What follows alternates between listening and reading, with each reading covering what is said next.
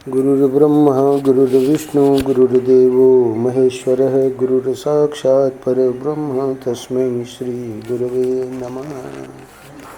नारायण नारायण नारायण नारायण। देख लीजिए किसका बात करनी है तो कर लो,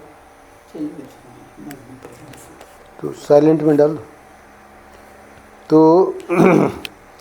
मैं सुना रहा था कि आज प्रसंग भी वही है। महाराज श्री उड़िया बाबा से कुछ प्रश्न कर रहे हैं। तो उड़िया बाबा के शिष्य थे अंजने, आंध्र प्रदेश का उनका था शरीर। और अब बाबा का तो मतलब व्यक्तित्व है, आप समझ लो कि महाराज श्री इतने संतों से मिले, इतने संतों से मिले और बाबा के सामने हाँ मतलब एकदम उनका वो समर्पण हो गया। तो ऐसा व्यक्तित्व रहा होगा तो कितने लोगों को उन्होंने आकर्षित किया होगा। ये जितने महापुरुष हुए हैं, चाहे वो रामकृष्ण परमहंस हुए हों, रमण महर्षि हुए हों, स्वयं महाराज श्री है ना, उड़िया बाबा महाराज श्री की तो खैर आप लोगों ने दीक्षा भी ली है महाराज श्री से। तो जितने महापुरुष हुए हैं इनका इतना आकर्षण होता था है ना। आज यानी आप कल्पना करो 27वां साल हम लोग मनाने जा रहे हैं आराधन उत्सव है ना। तो 27 साल जिनके लीला समरण के हो गए और आज हम आप लोग बड़ौदा से आते हैं, सत्संग चर्चा होती है, तो इसमें मूल में देखें तो कौन है? महाराज श्री है कि नहीं। तो ये मानना पड़ेगा ना कि होता क्या है, व्यक्ति जब तक है तब तक लगता है कि हाँ भाई चलो, उसके बाद सब खत्म हो जाता है। पर कहाँ खत्म हुआ, कहाँ खत्म होने दिया महाराज श्री ने, बल्कि बढ़ रहा है। हो सकता है कि महाराज श्री के समय आप लोग इतना नहीं करते थे, पर अब जो है वो बढ़ रहा है कि नहीं। तो ये अंजने जो मतलब आकर्षित हुआ होगा बाबा से, तो हम लोग कल्पना कर सकते हैं। यानी बाबा के शिष्य महाराज श्री से हम लोग आकर्षित हुए तो बाबा का कितना पावर रहा होगा वो तो हम लोग कल्पना कर सकते हैं। तो उसके हृदय में आया कि हम अपने गुरु महाराज के बारे में लिखें, मतलब उनकी जीवनी मतलब जितना भी उपलब्ध है और जो भी है उनके भक्तों से और जैसे पता लगे बाबा से। तो उसके हृदय में ये बात आई और उसने उस समय अंग्रेजी में लिखा। तो अब चूँकि उसको हिंदी उतनी आती नहीं थी तो अंग्रेजी में लिखा। तो अंग्रेजी में लिख तो दिया उसने, पर फिर कुछ लोगों ने भी सुझाव दिया और एक सनातन देव जी करके महापुरुष जिन्होंने ये सब गीता प्रेस का उपनिषद वगैरह सब अनुवाद कर रखा है, उन्होंने कहा कि तुम हिंदी में लिखो और मैं उसको ठीक कर दूंगा। तो उसका हृदय तो था ही कि भाई गुरु महाराज का छपना चाहिए। तो फिर उसने ऐसे, हिंदी उसकी ख़राब नहीं थी, हिंदी में लिखा उसने। फिर उसको सनातन देव जी ने उसको संवारा। सनातन देव जी खुद भी उड़िया बाबा के प्रति, तुमको मैंने जो पहले पुस्तक दी थी उसमें उड़िया बाबा का चित्र था, वो मधुसूदन सरस्वती। उसमें कारण वही है क्योंकि सनातन देव जी उड़िया बाबा को मानते थे और उसका ट्रांसलेशन अनुवाद सनातन देव जी ने किया है।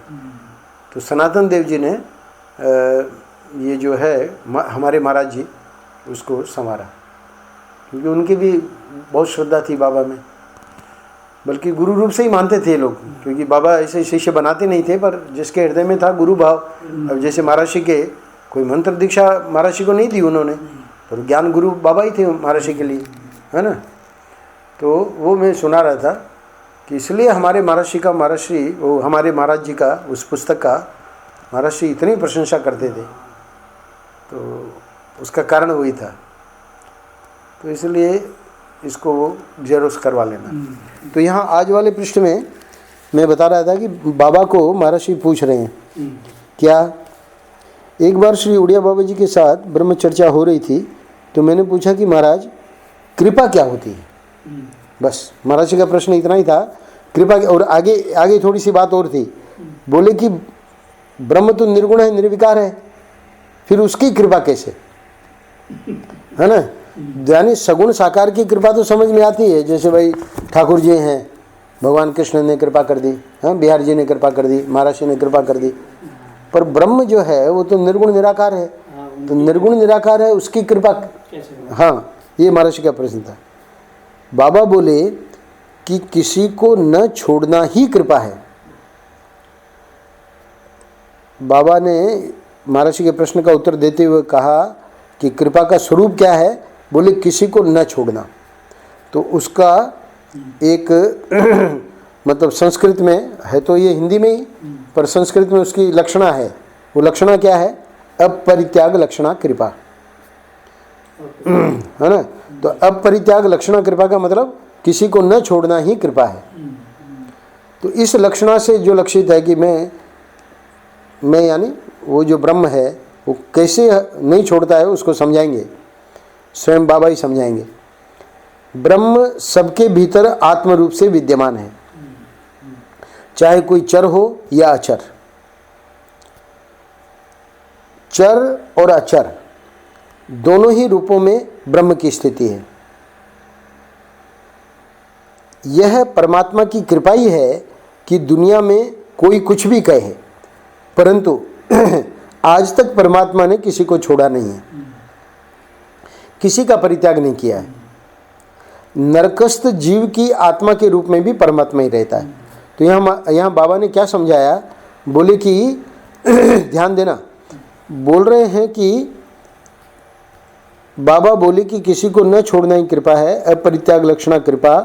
ब्रह्म सबके भीतर आत्म रूप से विद्यमान है, ये अंडरलाइन करना पड़ेगा, है ना, क्योंकि करने की जरूरत नहीं है, आप अपने मतलब हाँ मतलब इसको इस पंक्ति को पकड़ना पड़ेगा, है ना। तो ब्रह्म सबके भीतर आत्म रूप से विद्यमान है, ये इस पृष्ठ का मुख्य वाक्य है। तो ब्रह्म जब हमारे अंदर आत्म रूप से विद्यमान है, तो आत्मा जिस दिन छोड़ देगा हमको मतलब इस शरीर को, उस दिन इस शरीर को जला देंगे कि नहीं, अथवा महात्मा है तो उसको गंगा जमुना जी में प्रवाहित कर देंगे, जो भी पवित्र नदी है गंगा जी जमुना जी। क्यों? क्योंकि ब्रह्म सबके भीतर आत्म रूप से विद्यमान है। तो विद्यमान है इसलिए हमारा, अब देखिए वो महात्मा ने कहा कि जाके प्रणाम करते हैं पिता को, हाँ, या गुरुओं को। अब वही जो है जिसको मतलब प्रणाम कर रहे हैं, आत्मा ने अपना संबंध जब हटा लिया तो कहाँ फिर रहा, फिर तो अब उसको जल्दी से जल्दी हाँ ले जाओ, है कि नहीं। तो जिसको आप प्रणाम कर रहे थे उसको आप इस प्रकार क्यों कर रहे हो भाई, अग्नि क्यों दिखा रहे हो? बोले कि बस वो उसकी वैल्यू तभी तक है जब तक आत्मा है ना। तो ये महर्षि बता रहे हैं, मतलब बुढ़िया बाबा ने समझाया कि ब्रह्म सबके भीतर आत्म रूप से विद्यमान है। तो मतलब पूरा का पूरा उससे महत्व ही बन गया ना। अभी ये जो हम बोल रहे हैं, आप सुन रहे हैं, तो ये आत्म रूप से विद्यमान है, तो यही तो सबसे बड़ी कृपा है। हाँ मतलब जिस क्षण छोड़ेगा उस क्षण हो गया ना, राम नाम सत्य है, फिर कहाँ फिर उसकी कदर है, फिर वो चाहे महर्षि स्वयं हो, है ना, बुढ़िया बाबा स्वयं हो, बात खत्म हो गई।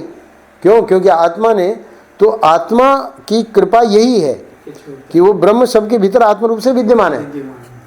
तो बोले कि फिर उसको नहीं छोड़ना चाहिए, मतलब आदमी को नहीं मरना चाहिए, तो वो अलग प्रसंग है। क्योंकि वो तो क्या है कि आत्मा जो है वो नहीं छोड़ता है।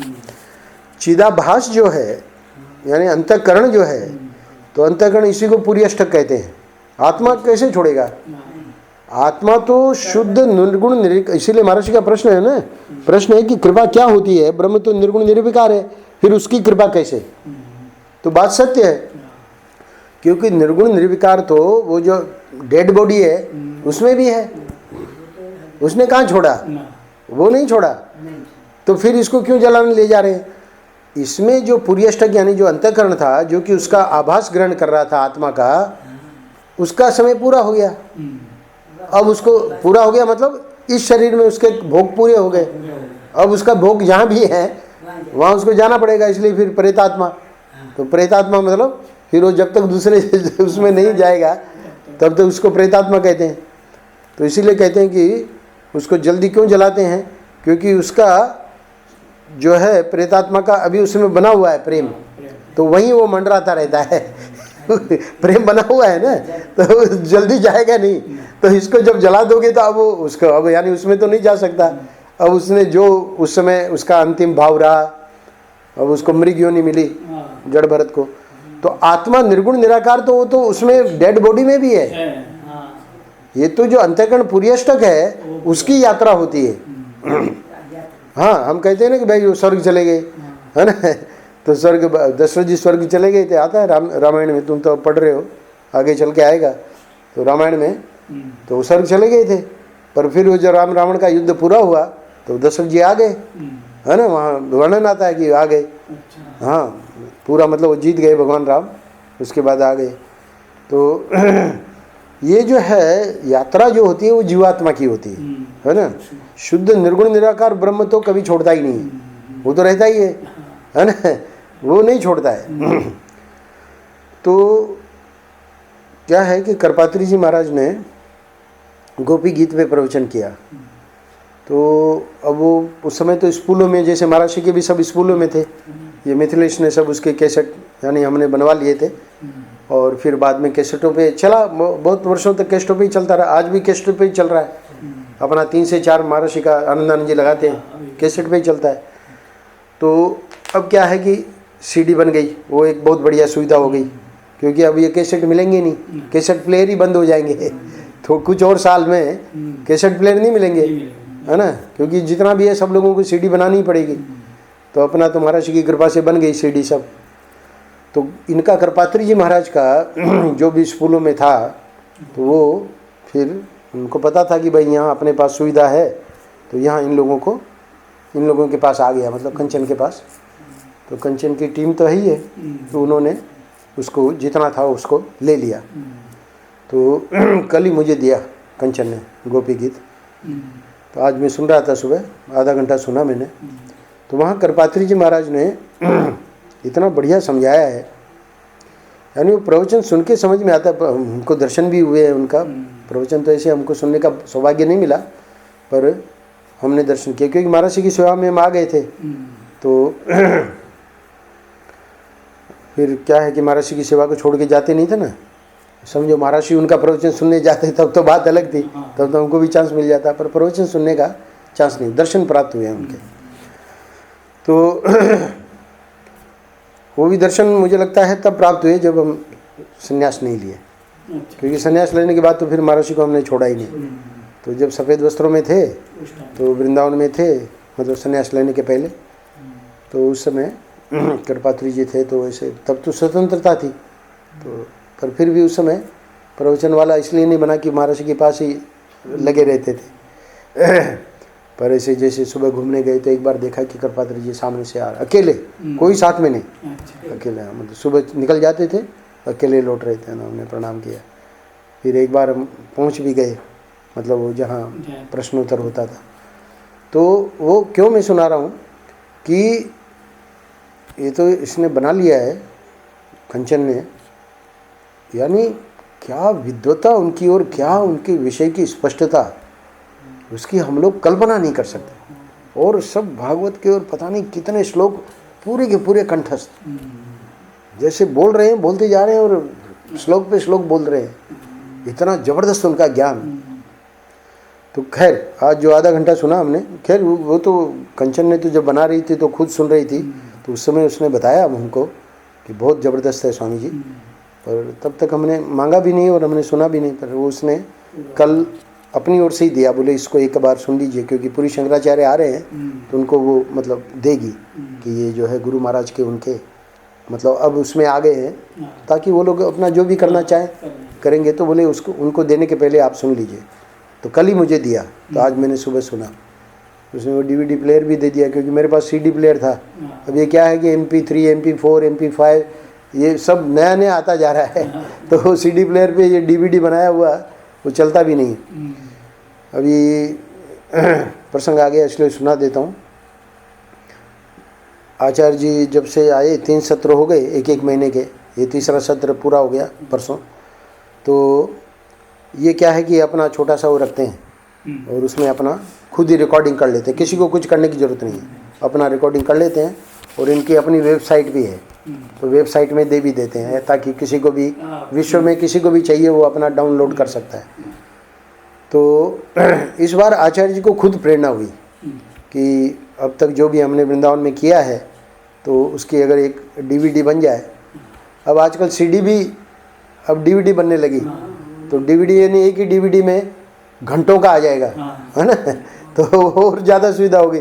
अब जैसे इसके पास सीडी है रामायण की, है ना, तो रामायण की कितनी, 4 है कितनी, हाँ 4 है, 7 है, 7 सीडी है। अब वो एक में डीवीडी में, एक डीवीडी में आ जाएगा, 7 का 7, है ना।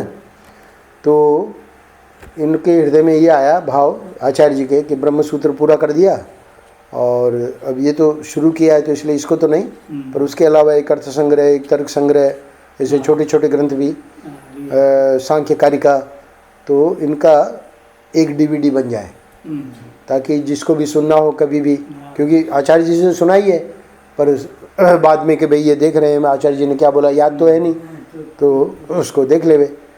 तो उस हिसाब से उनके मन में ये भाव आया, तो मेरे से चर्चा करी कि कंचन से चर्चा करें या न करें।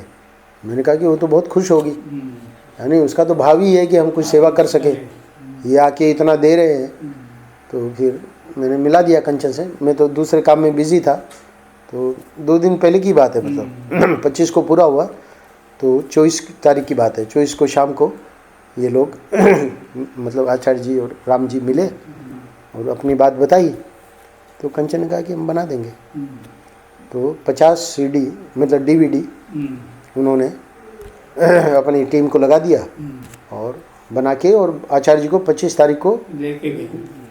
25 तारीख को मेरे को दे दिया कि आचार्य जी को दे देना। अच्छा। हाँ, तो मुझे नहीं पता था कि वो आचार्य जी इस दृष्टि से बना रहे हैं कि अपने जो बैठ रहे हैं उनको भी बांटना है, वो मुझे नहीं पता था। मुझे लगा कि ये अपने ले जाएंगे और किसी को देंगे।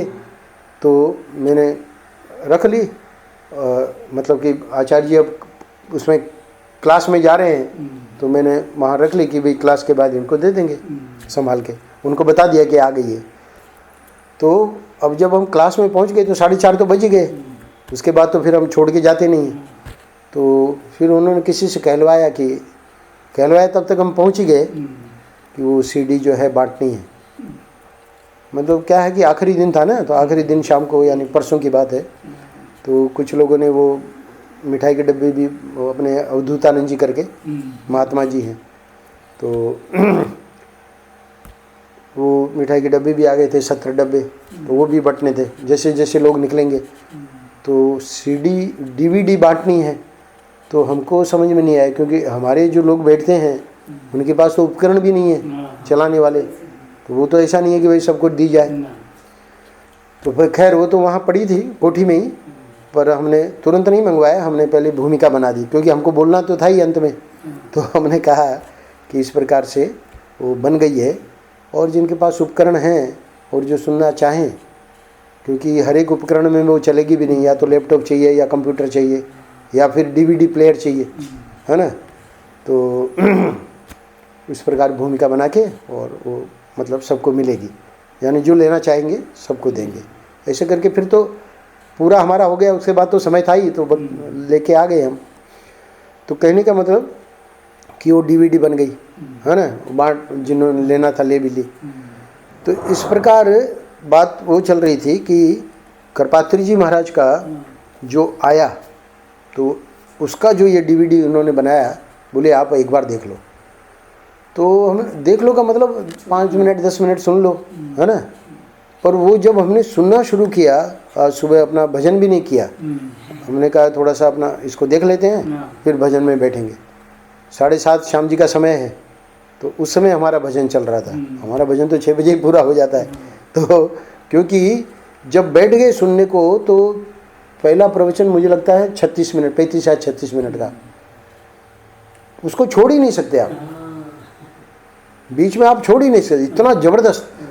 तो वो इसको समझा रहे थे, ये आत्मा जो में ब्रह्म सबके भीतर आत्म रूप से विद्यमान है। तो वहाँ प्रसंग क्या है उनका, कृपात्री जी महाराज का, कि वहाँ गोपी गीत में गोपियाँ कह रही हैं कि आप जो आ गए, आपका जो जन्म हुआ है, तो उस जन्म की प्रशंसा कर रही है। तो वो मंगलाचरण है।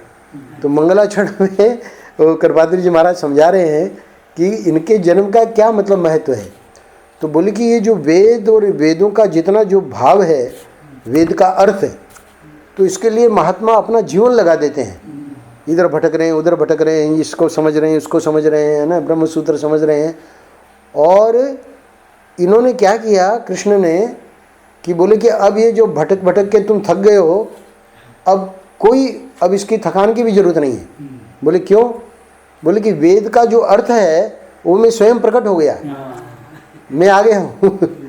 तो यानी अब वो जो आत्मा है वो सामने आ जाए, इसीलिए ये महापुरुषों की विशेषता है। महापुरुषों का, क्योंकि ये आत्मा ही है। हम जो महर्षि का गुणगान करते हैं कि आत्मा ही सामने आ गए ना, तो ये बात यहाँ बता रहे हैं कि बाबा ने ये बात समझाई कि ब्रह्म सबके भीतर आत्म रूप से विद्यमान है। तो वो तो अभी इसलिए हम कहते हैं ना कि महर्षि कहाँ गए हैं, और उसका अनुभव भी हम कर रहे हैं। वहाँ अमेरिका में बैठ के आप अनुभव कर रहे थे, है ना, कि वो आगे नहीं बढ़ रहा है। एक एक घटना से पता लगता है कि कैसे महर्षि हम लोगों का कल्याण कर रहे हैं। आज दूसरा, जैसे वो कहती थी बा है ना, तो बात सच्ची है, कहाँ छूटता है। और यहाँ सहज महर्षि करवा रहे हैं। अभी देखिए चिराग आया, हमने कहा, और हमको याद भी नहीं दिलानी पड़ी, बल्कि इन्होंने फ़ोन भी करवाया कि कुछ चाहिए। हमको पता था कि वो चिराग को कह दिया है, अब कुछ वापस याद दिलाने की जरूरत ही नहीं है, वो अपने आप ही आएगा। नहीं भी आएगा तो क्या है, बाद में आ जाएगा। ऐसे तो कुछ है नहीं। तो ये जो है चीज़ें जो हो रही हैं उससे, हाँ, क्योंकि क्या है, इसका एक और भी अर्थ है। वो क्या है कि हम कभी सोच ही नहीं सकते कि हमारा ये जो कर्म कर रहे हैं, जो पैसा कमा रहे हैं, उसके द्वारा भी हमारी अंतःकरण शुद्ध हो सकता है। ये बुद्धि बनती नहीं है लोगों की, नहीं बनती, है ना। और अब जब दान देना शुरू करेंगे तब व्यक्ति को पता लगेगा। बिल्कुल, ये बहुत जबरदस्त चीज़ है। पर वो नहीं, व्यक्ति के उसी में मोह रहता है कि नहीं ये तो नहीं हो, बल्कि और आ जावे। उसका कोई अंत थोड़ी है, कोई अंत नहीं है। तो ये कहने का मतलब ये है कि ब्रह्म सबके भीतर आत्म रूप से विद्यमान है। तो ये बात तो बिल्कुल बनी गई कि वो जो ब्रह्म है वो तो अभी भी है, और वो ब्रह्म तो वो व्यक्ति मरा हुआ है तब भी वो ब्रह्म है। वो तो हम जो चर्चा कर रहे हैं वो तो जीवात्मा की चर्चा कर रहे हैं, तो ब्रह्म कहाँ गया? ब्रह्म तो वहाँ ही है। ये बात बता रहे हैं। तो किसी का परित्याग नहीं करता, है ना। अच्छा, अब आगे कहते हैं, देखो मैंने ऐसा सुना था, अब इसी को महर्षि एक घटना के द्वारा, तो घटना में सुनाई देता हूँ, आपने पढ़ भी रखी है, चारों जन्म जानते हैं। अभी कल परसों भी कोई बात चली थी, तो कोई साईं की बात सुना रहे थे, क्योंकि ये जो 25 तारीख तक जो हमारा आनंद रस रत्नाकर चला ना, तो उसमें वो साईं के लोग आ जाते थे। इधर तो श्याम जी आ पाते हैं गोपालगढ़ से, गोपालगढ़, पर वहाँ वो लोग आ जाते थे। तो उस दिन कोई चर्चा चली, तो उसी में फिर जब उठे हम लोग, तो एक ने साईं की कोई बात सुनाई। तो उसने कहा, शायद बेटी के लिए कहा, हाँ, और वो ठीक ठीक क्या है मैं पूछ के बताऊंगा आपको, आता रहता है वो। भोजन भी था 25 तारीख को, उनके यहाँ भोजन भी था, उसने सब संतों का भोजन रखा था अशोक करके। तो वो कुछ ऐसा वाक्य था कि जिसमें यानी पिता को अपनी पुत्री का आलिंगन करने में कोई ऐसे संकोच, मतलब वो तो अलग ही है ना, संबंध ही अलग है। अभी राजा जनक जब वो अपने वैदेही जब जा रही है ना, जब उसका, तो उस समय आलिंगन करके रो रहे हैं, तो वहाँ कोई अन्यथा भाव थोड़ी है। तो उस दृष्टि से साईं ने कोई बात कही कि पिता इस प्रकार से आलिंगन करे, तो हाँ, तब फिर मैंने ये सुनाई ये घटना कबीर वाली, क्योंकि तुरंत मुझे ध्यान आया। तो वहाँ कबीर के क्या होता है कि वो चोर आता है ना, वो चोर आता है और वो कहता है कि भाई मेरे पुलिस पकड़ लेंगे। तो अब उसकी बेटी सोई हुई है, बोले कि तुम यहाँ सो जाओ। अब वो आए पुलिस वाले, बोले देख लो।